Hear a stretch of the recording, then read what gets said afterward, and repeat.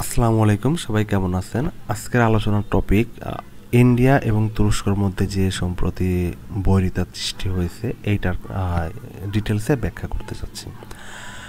মূলত কাশ্মীর ইস্যুতে তুরস্ক পাকিস্তানকে সাপোর্ট করায় ইন্ডিয়ার সাথে তুরস্কের একটা বৈরী মনোভাব তৈরি হয়। তো এইটার ইম্প্যাক্ট কীভাবে পড়তেছে বা তুরস্ক এই দক্ষিণ এশিয়া বা পূর্ব এশিয়া কেন্দ্রিক কী প্ল্যানে আছে এবং ইন্ডিয়া কেনই বা তুরস্ক হুমকি হিসেবে কাউন্ট করছে, এইটা নিয়ে ডিটেলস একটু বোঝার চেষ্টা করি। আমরা ম্যাপ থেকে বোঝার চেষ্টা করি। এখানে দেখতে পাচ্ছেন আপনারা ইন্ডিয়া প্লাস ভারত মহাসাগরের যে ম্যাপটা, এটা আমি রাখছি। মূলত তুরস্কের অবস্থান ইউরোপ এবং এশিয়ার মাঝামাঝি অবস্থায়। তুরস্ককে ম্যাপে দেখতে পারছেন, এই যে রেড মার্ক অঞ্চল এটা তুরস্ক, আর ইন্ডিয়া দক্ষিণ এশিয়ার একটা দেশ। তাদের মধ্যে ডিস্টেন্স বড় একটা ডিস্টেন্স আছে। তারপরেও কেন ইন্ডিয়া এবং তুরস্কের মধ্যে যে বৈরী সম্পর্ক? মূলত কাশ্মীর নিয়ে, কাশ্মীরের এই যে কাশ্মীর অঞ্চল, এইখানে ইন্ডিয়া পাকিস্তান বা চীনের মধ্যে একটা ঝামেলা আছে। তো এইখানে তুরস্ক পাকিস্তানকে সরাসরি সব ধরনের সাপোর্ট দেওয়ায় ইন্ডিয়া তুরস্ককে হুমকি হিসেবে বিবেচনা করছে। তবে ইন্ডিয়ার মূলত তুরস্ক বা এই অঞ্চলটাতে ডিরেক্ট কোনো কিছু করার মতো সেই রকম পলিসি নাই বা তাদের সেই প্রেজেন্সটা নাই। তো তুরস্ক ইন্ডিয়া কেন্দ্রিক একটা বড় প্রেজেন্স তৈরি করছে। যেমন আমরা ম্যাপে যদি খেয়াল করি, এই যে সোমালিয়া আছে, এই যে রেড মার্কের যে অঞ্চলটা সোমালিয়া, এই সোমালিয়াতে বাংলাদেশতে একটা তুরস্কের সামরিক ঘাঁটি আছে, এখানে তাদের নৌবাহিনী আছে। আবার মধ্যপ্রাচ্যের এই যে কাতার, এইখানে তুরস্ক সামরিক ঘাঁটি আছে, নৌঘাঁটি আছে, সব ধরনের সামরিক প্রেজেন্স আছে। একই সাথে পাকিস্তানের সাথে তুরস্কের ভালো একটা সামরিক বোঝাপড়া আছে। পাকিস্তানের নৌবাহিনীতে তুরস্ক অত্যাধুনিক সব যুদ্ধ জাহাজ এবং ড্রোন সহ যত ধরনের আর্মস আছে আনকন্ডিশনালি প্রোভাইড করে। তো তুরস্ক যদি পাকিস্তানকে সাথে নিয়ে ভারতের জন্য একটা হুমকি তৈরি করতে চায়, তো সেটা কিভাবে হইতে পারে সেটা আমি একটু ব্যাখ্যা করছি। মূলত পাকিস্তানের ভূখণ্ড বা পাকিস্তানকে ইন্ডিয়ার বিরুদ্ধে তুরস্ক ব্যবহার করতে পারবে। এইদিকে সোমালিয়াতে তাদের নিজেদের একটা ঘাঁটি আছে এবং এখানে কাতারে তাদের অবস্থান আছে। একই সাথে তুরস্ক চেষ্টা করছে মালদ্বীপকে তাদের হাতে রাখতে। সম্প্রতি এই কয়েক মাস আগেই তুরস্ক মালদ্বীপকে নৌবাহিনী স্ট্রং করার জন্য যুদ্ধ জাহাজ দিয়েছে ফ্রিতে। দেন তারা ফিউচারে আরও সেল করার প্ল্যান আছে, যে মালদ্বীপের নৌবাহিনীকে একটা শক্তিশালী অবস্থায় নিয়ে যাওয়া, প্লাস মালদ্বীপের ড্রোন সরবরাহ করছে বা মালদ্বীপকে একটা মোটামুটি লেভেলে, মালদ্বীপ যেহেতু ছোট দ্বীপ দেশ, এখানে একটা নৌ প্রেজেন্স তৈরি করবে। একইভাবে তুরস্ক চাইছে বাংলাদেশকে ব্যবহার করতে। বাংলাদেশকে সম্প্রতি ড্রোন, মিসাইল সহ সব ধরনের সমস্যা সরবরাহ করছে। এখানে বাংলাদেশের নৌবাহিনীকে ক্যাপাবিলিটি বাড়ানোর জন্য, এখানে যুদ্ধজাহাজ প্রোভাইড করার জন্য একটা প্ল্যানিংয়ে আছে। তো এখানে বাংলাদেশকে তারা সাথে নেওয়ার চেষ্টা করছে। আবার যদি এখানে দেখেন ইন্দোনেশিয়া, এই যে ইন্দোনেশিয়া তো বড় একটা দ্বীপ দেশ। এখানে আছে ইন্ডিয়া আন্দামান একটা দ্বীপ, এই রেড মার্কটা আন্দামান। তো ইন্ডিয়া যদি আন্দামানে তাদের একটা ভালো সামরিক প্রেজেন্স আছে ইন্ডিয়ার। তো ইন্দোনেশিয়ার সাথে তুরস্কের ভালো সম্পর্ক। ইন্দোনেশিয়ার নৌবাহিনীর জন্য যুদ্ধ জাহাজ, বিমান বাহিনীর জন্য যুদ্ধ বিমান সরবরাহ করার জন্য চুক্তি করছে। প্লাস এই যে মালয়েশিয়াতে তুরস্কের ভালো একটা সম্পর্ক আছে। মালয়েশিয়ার নৌবাহিনীর জন্য প্লাস আরও সামরিক বাহিনীর জন্য বিভিন্ন অস্ত্র দিয়ে সহায়তা করে। তো তুরস্কর যে প্ল্যানটা, তুরস্ক যদি ইন্দোনেশিয়া এবং মালয়েশিয়াকে ব্যবহার করে এখানে একটা ভালো সামরিক প্রেজেন্স তৈরি করতে পারে, প্লাস মালদ্বীপকে ব্যবহার করে যদি এখানে একটা নেভাল বেস বা একটা অবস্থান তৈরি করতে পারে, প্লাস বাংলাদেশের সাথে ভালো সম্পর্ক তৈরি করতে পারে, প্লাস পাকিস্তানের সাথে তো অলরেডি তাদের ভালো সম্পর্ক, প্লাস সোমালিয়াতে তাদের একটা ভালো অবস্থান আছে।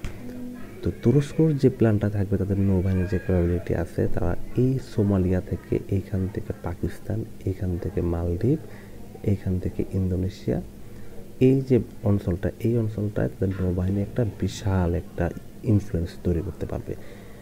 যদি এই অঞ্চলটা, এই যদি রেখাটা, এই অঞ্চলটা পুরাটা যদি তুর্কি প্রেজেন্সে থাকে তাহলে ইন্ডিয়ান নেভির জন্য এখানে থ্রেট। যদিও ইন্ডিয়ান নেভি অনেক স্ট্রং, তবে তুর্কি ডেফিনেটলি অনেক স্ট্রং একটা দেশ, প্লাস ন্যাটো এলাই। তো যেহেতু তুরস্ক একা থাকলেও তুরস্কর সাথে সবসময় ছায়া হিসেবে ন্যাটো থাকে, তো সেক্ষেত্রে তুরস্কর প্রেজেন্স থাকে মানে সেখানে ন্যাটোর একটা ইনফ্লুয়েন্স থাকা। তো দ্যাটস মিন ইন্ডিয়ার জন্য এটা থ্রেট। বিপরীত দিকে যদি আপনি দেখেন ইন্ডিয়ার ভালো সম্পর্কে, ইন্ডিয়া এখানে তুরস্কের কাছে এই যে সাইপ্রাস যে অঞ্চলটা আছে এখানে নরেন্দ্র মোদী ভ্রমণ করছে, তবে এখানে তুরস্ক সামরিকভাবে ইম্প্যাক্ট ফেলানোর কোনো সুযোগ নেই। কারণ এই ইউরোপ, এই উপরের যে ইউরোপ আছে, ইউরোপের যে এই অঞ্চলটা ইউরোপ মহাদেশ, এই ইউরোপের দেশগুলো কখনোই এই ভূমধ্যসাগরে ইন্ডিয়ার প্রেজেন্স অ্যাকসেপ্ট করবে না। প্লাস মিডল ইস্টে এইখানে বাইরের কোনো নৌশক্তি আসবে বা সামরিক শক্তি আসবে তারা অ্যাকসেপ্ট করবে না। অন্যদিকে তারা আর্মেনিয়াকে তারা ব্যবহার করার চেষ্টা করছে, তবে আর্মেনিয়া অলরেডি পরাজিত একটা শক্তি আজারবাইজানের সাথে, তো তাদের তেমন কোনো ইম্প্যাক্ট থাকবে না। ইসরায়েলের সাথে ইন্ডিয়ার মিত্রতা আছে, বাট এখানে ইন্ডিয়ার কোনো রকম প্রবেশের সুযোগ নেই। দ্যাটস মিন তুরস্কর আশেপাশে ইন্ডিয়া যাওয়ার কোনো অ্যাক্সেস পাবে না, বাট ইন্ডিয়ার আশপাশে তুরস্কর ভালো রকম একটা প্রেজেন্স আছে। তো দ্যাটস ওয়াই ইন্ডিয়া এত কনসার্ন যে যদি কোনোভাবে পাকিস্তান, এখানে মালদ্বীপ, বাংলাদেশ এবং ইন্দোনেশিয়া, মালয়েশিয়া এই অঞ্চলটায় তুরস্ক যদি ভালো প্রেজেন্স তৈরি করতে পারে তাহলে ইন্ডিয়ার জন্য একটা থ্রেট। নর্মালি আপনার কনসেপ্টটা সম্ভবত সবাই বুঝতে পারছেন, তবে তুরস্কর সামরিক বাহিনীর যে কিছু প্রজেক্ট আছে, বিগ প্রজেক্ট, সেটা নিয়ে আমি আপনাদের কিছু দেখাই। তুরস্ক এটা হচ্ছে আপনার ড্রোনবাহী রণতরী। নর্মালি এটা হচ্ছে বিমানবাহী রণতরী হিসাবে তৈরি করার জন্য প্ল্যান ছিল, তবে আমেরিকার সাথে ঝামেলা হওয়ায় তারা F-35B প্রোভাইড না করে এটা ড্রোন বা অন্য অন্য এয়ারক্রাফট বহন করতে পারে। এইটা অলরেডি তুরস্কের সার্ভিসে আছে। এখান থেকে ড্রোন অপারেট করা যায় যেগুলো মহাসাগরে থাকতে পারবে এবং ইন্ডিয়ার চারপাশে এগুলো মিশন পরিচালনা করতে সক্ষম।